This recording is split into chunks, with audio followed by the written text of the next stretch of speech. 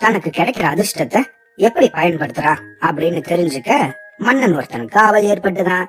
அதை சோதிக்க நினைச்சு ஒரு நாள் 2 ரொட்டி துண்டுகளை வர வச்சானா.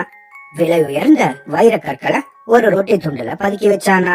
அப்புறமா அந்த 2 ரொட்டிகளையும் தன்னோட பணியாள் ஒருத்தனை கூப்பிட்டு அவன் கையில கொடுத்தானா. இந்த பார், நல்லா கவனமா கேளு. தகுதியுள்ள கண்ணியமான மனுஷன் ஒருத்தனுக்கு இந்த கனமான ரொட்டிய கொடு, மற்றொரு சாதாரண ரொட்டிய ஒரு சாதாரண பிச்சைக்காரனுக்கு கொடு அப்படின்னு சொன்னானா. நல்ல நீண்ட மேல் அங்கி, நல்லா அந்த வேஷ்டி துண்டு எல்லாம் போட்டு வந்த அடர்த்தியான தாடியோட வந்த சாமியார் போல தோற்றமளித்த ஒரு நபருக்கு அந்த பணியால் வைரக்கற்கள் நிரம்பிய கனமான ரொட்டியை கொடுத்தானா. அப்புறம் அந்த இன்னொரு ரொட்டிய ஒரு பிச்சைக்காரனுக்கு கொடுத்தானா.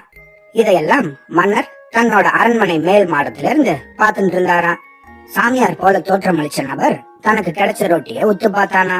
இந்த ரொட்டி சரியா வேகல போல இருக்கே, இது சரியா பக்குவப்படாததாலதான் கொஞ்சம் கனமா இருக்கு போல இருக்கு அப்படின்னு நினைச்சு தன் பக்கத்துல வந்துட்டு இருந்த அந்த பிச்சைக்காரனை கூப்பிட்டு, நண்பா, எனக்கு கிடைச்ச ரொட்டி கனமா இருக்கு, எனக்கு அவ்வளவு பசி இல்ல, அதனால இத நீ எடுத்துக்கோ, உன்னோட ரொட்டிய எனக்கு கொடு அப்படின்னு சொன்னானா. உடனே 2 பேரும் தங்களோட ரொட்டிகளை மாத்திண்டாங்களா. இத மேலே இருந்து கவனிச்ச மன்னன், ஆஹா, என்ன கடவுளோட உள்ளம்! ஒரு தவ யோகிக்கு செல்வம் தேவையில்லாததால வைரக்கற்களுடைய ரொட்டி அவர்கிட்ட தங்காம அந்த ஏழை கிட்ட போயிடுச்சே அப்படின்னு நினைச்சாராம். உடனே அந்த சாமியாரையும் பிச்சைக்காரனையும் பின்தொடரும்படி தன்னுடைய வேலையாட்களுக்கு உத்தரவிட்டாரா. அன்னைக்கு சாயந்தரமே அந்த 2 பேர் பத்தின தகவல்களும் மன்னருக்கு கிடைச்சுதா. சாமியார் போல தோற்றமளித்தவர் தன் வீட்டுக்கு போனதும் தன்னுடைய தாடிய கழட்டி வச்சாரா. அது பொய் தாடியா. சாமியார் போல வேஷம் போட்டிருந்த அவர் ஆசை தீர ரொட்டியை சாப்பிட்டுட்டு அப்புறம் பழையபடி தன்னோட தாடிய ஒட்டி வச்சிருந்தாரா. சாமியார் வேஷத்துல திருப்பியும் பிச்சை எடுக்க கிளம்பிட்டாரா.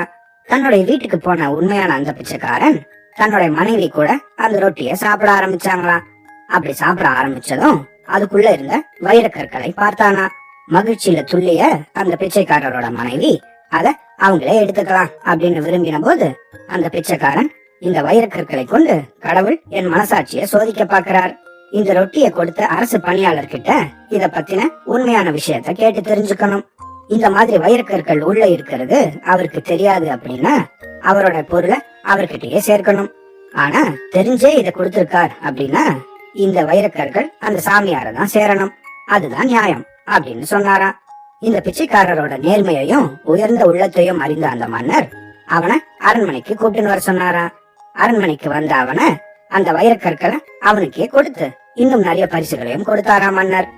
கடவுளோட அருளால வைரக்கற்கள் ஒரு போலி சாமியார் கிட்ட போகாம நேர்மையான ஒரு பிச்சைக்காரனை அடைந்ததை நினைச்சு மன்னர் மகிழ்ச்சி அடைஞ்சாரா. பிச்சைக்காரரும் தனக்கு கிடைச்ச அந்த வைரத்தை வித்து அந்த பணத்துல வியாபாரம் செஞ்சு தன் மனைவியோட மகிழ்ச்சியா வாழ்ந்தாரா.